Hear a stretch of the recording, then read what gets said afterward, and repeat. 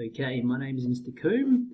Let's tackle a really interesting Australian-themed problem. So according to the Royal Australian Mint, an Australian $2 coin weighs about 6.60 grams. So this is like a standard weight and has a chemical composition of about 92% copper, 6% aluminium and 2% nickel. So in order to find out how many atoms of copper, how many atoms of aluminium, how many atoms of nickel there are in a $2 coin, and also in total how many atoms there are in a $2 coin, we've got to find out, do a little bit of chemistry. So we know that the mass is 6.6 grams. So let's find out how many copper atoms, we actually have. So 92% of 6.6 grams is around about 6.072 grams.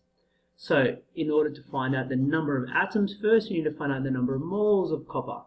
The number of moles of copper is just 6.072 grams divided by the molar mass, the relative atomic mass of copper, which is 63.55 grams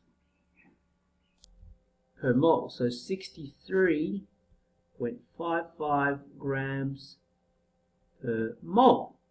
And that should equate to around about 9.55 by 10 to the negative 2 mole of our beautiful copper. So to find out the number of atoms of copper in our $2 coin, we need to get Avogadro's number and multiply that by the number of moles of our copper. So we know Avogadro's number to be 6.022 approximately by 10 to the 23, which is an enormous number,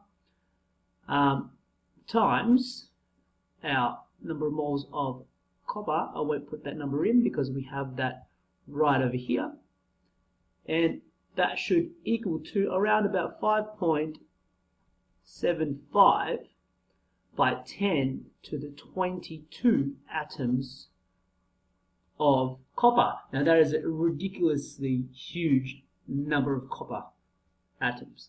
Let's have a look at our aluminium. So our mass of our aluminium is obviously, if it's 6%, it's 0.06 times 6.60 grams, which will give us about 0.396 grams. So to find out our number of moles of our aluminium, we just go our 0.396 grams divided by the relative atomic mass of aluminium, which is 26.98 grams per mole. So to find out our number of moles, which should give us approximately 1.47 by 10 to the negative 2 moles. And so, like over here, we need to find out how many, the number of atoms of aluminium. Oops. And that's just simply Avogadro's number multiplied by the number of moles of aluminium, which we know both of these. And I'm just going to tell you the number because you can easily do the math. It should be about 8.84 by 10 to the 21 atoms of aluminium. And thirdly, let's put it in pretty in pink, our nickel. So our mass of our nickel is 2%, so 0.02 times 6.60 grams, which should be approximately 0.132 grams. Our number of moles is just that 0.132 divided by that relative atomic mass of nickel, which is about 58.69 grams per mole.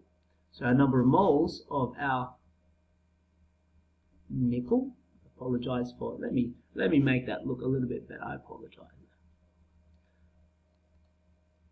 So our number of moles of our nickel should be about 2.25 by 10 to the negative 3 mole. So to find out our number of moles, our number of atoms of nickel in our $2 coin, we get Avogadro's number again and multiply that by the number of moles of our nickel, which is 1.35 by 10 to the 21 atoms of nickel. Now, the fourth question is how many atoms there are in an actual $2 coin. So obviously, just because there are 3 elements in it, we just add how many atoms of each. If we add all the atoms together, the number of atoms in a $2 coin is around about 6.77 by 10 to the 22 atoms inside a $2 coin. Now, to put this into context, because this number is just stupidly huge, it's a really big number. I'm going to put it into a little bit of context. If we had the same, if we had the same number of atoms as $2 coins, if we had all these atoms and we had that same number of $2 coins, how much money would we have? Okay, I quickly did the math, and in Australian dollars, okay, in Australian dollars, if we had the same number of, if all those atoms, number of atoms were $2 coins, we would have 135 sextillion, 463 quintillion, 32 quadrillion, 718 trillion, 588 billion dollars. That is an enormous amount of money. And just one more little bit of information. If you were to live to 80 years old and you were to spend a $2 coin every second of the day and you were to live 80 years old, you would have 135 sextillion, 463 quintillion, 32 quadrillion, 718 trillion, 583 billion dollars. So you would barely make not even a scratch on the amount of money you have, which is $2 per second in your day for 80 years, which is pretty good if you can spend $2 per day for 80 years. So here's your solution, and I hope that was insightful and somewhat of an Australian application.